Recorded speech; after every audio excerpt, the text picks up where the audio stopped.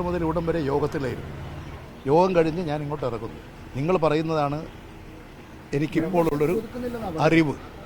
Party നിരന്തരം അവഹേളിക്കുന്നു. അങ്ങനെ ഒരു അവഹേളനം ജി സുധാകരന് അങ്ങനെ ചിന്തിക്കാൻ സാധ്യതയുള്ള ഒരു സഖാവല്ല ജി സുധാകരൻ. നല്ല പക്വതയും കുറേ അനുഭവങ്ങളും ഒക്കെയുള്ള സഖാവാണ്. ആ നിലയിൽ അദ്ദേഹം അങ്ങനെ ചിന്തിക്കുമെന്ന് എനിക്ക് തോന്നുന്നില്ല.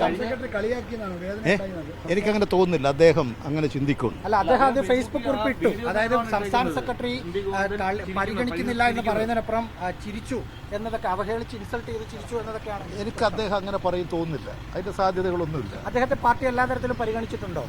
പിന്നെന്താ, അദ്ദേഹം ഞങ്ങളൊക്കെ ഒന്നിച്ച് വിദ്യാർത്ഥി കാലഘട്ടം മുതൽ ഒന്നിച്ച് വന്നവരാണ്. യൂത്തിൽ ഞാൻ സംസ്ഥാന സെക്രട്ടറി ആയപ്പോൾ അദ്ദേഹം എൻ്റെ കമ്മിറ്റിയിലെ വൈസ് പ്രസിഡൻ്റായിരുന്നു. അങ്ങനെയൊക്കെ ഞങ്ങൾ പറഞ്ഞില്ലോ. ഞങ്ങൾക്ക് ഒരുപാട് കാലത്ത് അനുഭവങ്ങളുണ്ട്. ഇങ്ങനെയൊന്നും ചിന്തിക്കുന്ന സഖാവായിരിക്കില്ല അദ്ദേഹം. പ്രശ്നമുണ്ടെങ്കിൽ പറഞ്ഞ് പരിഹരിക്കുമോ? ഈ നാട്ടിലെ എല്ലാ പ്രശ്നങ്ങളും പരിഹരിച്ച് ഈ നാടിനെ ശക്തിപ്പെടുത്തുന്ന ജനകീയ താല്പര്യങ്ങൾ സംരക്ഷിക്കുന്നൊരു പാർട്ടിയാണ് CPIM.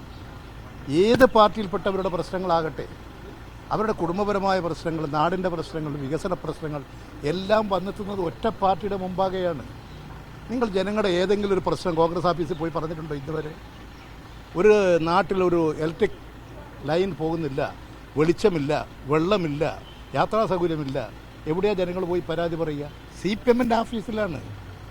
അവരാണ് നിതാന്ത ജാഗ്രത പാലിച്ചുകൊണ്ട് ജനങ്ങളെ സേവിക്കുന്നത്. അതിൻ്റെ ഭാഗമായിട്ട് പരാതികളൊക്കെ വരും. അത് കേൾക്കും, പരിഹരിക്കും, ജനതാല്പര്യങ്ങൾ സംരക്ഷിക്കാനുള്ള എല്ലാ നടപടികളും സ്വീകരിക്കും. അങ്ങനെ പ്രവർത്തിച്ചു വരുന്ന ഒരു പാർട്ടിയാണ് CPIM. പക്ഷേ ഇപ്പോൾ പറഞ്ഞല്ലോ ഒന്നിച്ച് കമ്മിറ്റിയിലൊക്കെ പ്രവർത്തിച്ചാണെന്ന്. എപ്പോഴെങ്കിലും നിങ്ങൾ തമ്മിൽ സംസാരിച്ചിട്ടുണ്ട്? ഞങ്ങൾ ഒന്നിച്ചൊരു മന്ത്രിസഭയിൽ പ്രവർത്തിച്ചവരല്ലേ?